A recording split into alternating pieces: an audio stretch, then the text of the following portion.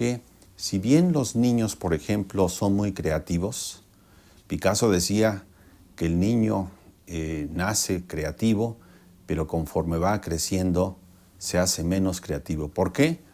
Porque el niño no tiene miedo de arriesgarse y los adultos ya nos da miedo caer en el error.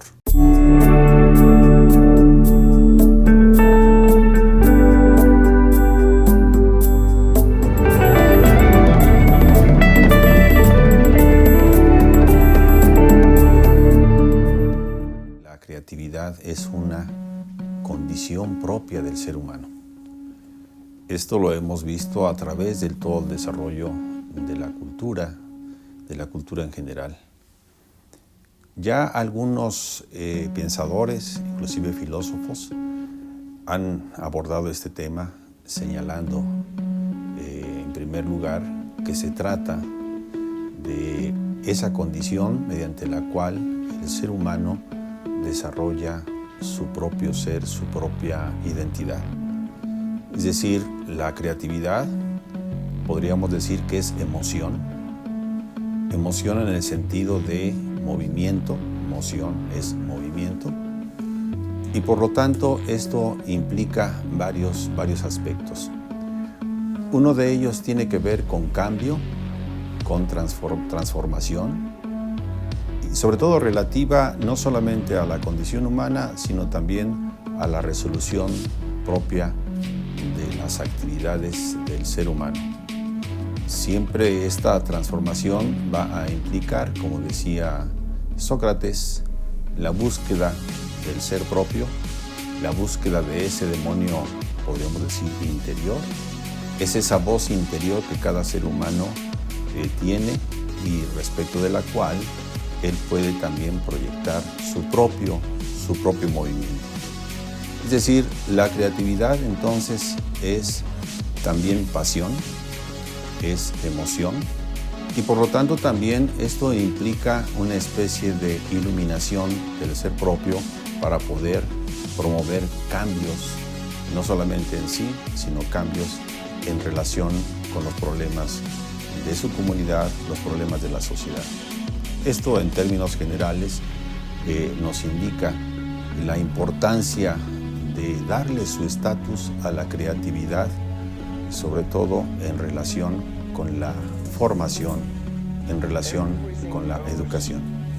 Es una pregunta importante el hecho de que si uno nace ya creativo, con todas las habilidades, o se hace. Por ejemplo, en el caso concreto de algunos creadores, como Edison, podríamos decir, el inventor de la bombilla, de los focos luminosos, él tanto ensayó precisamente acerca de los filamentos, de cuál sería el adecuado, el eficiente. Él decía que quizás en relación con la creatividad hay un 99%, podríamos decir, de trabajo. Él señalaba, lo comparaba con el resultado que puede dar, pero sí decía es 99% de trabajo y un 1% de inspiración. Él decía transpiración 99%, 1% de inspiración. Bueno, quizás exageró un poco, pero nos da la idea de que son dos aspectos importantes. Es estar motivado en relación con lo que se quiere transformar, pero también hay que saber hacer las cosas.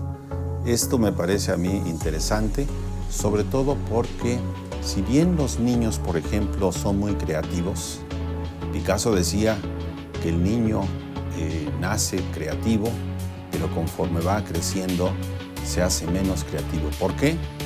Porque el niño no tiene miedo de arriesgarse y los adultos ya nos da miedo caer en el error.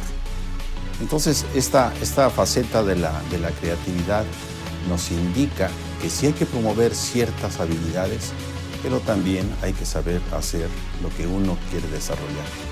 Sobre todo, esto tiene que ver con la necesidad de salir del confort de lo que uno ya sabe hacer y precisamente en esa circunstancia de querer transformarse a sí mismo y de querer transformar las cosas, es arriesgarse sobre todo en función de la solución de nuevos problemas. Es movimiento, es, como dije, emoción, es movimiento, es transformación. Yo creo que estas facetas, estas características nos hacen ver que los individuos tienen que estar insistiendo, animados, entusiasmados por la transformación y salir precisamente de esa área de confort en la que a veces nos vemos nosotros también condicionados.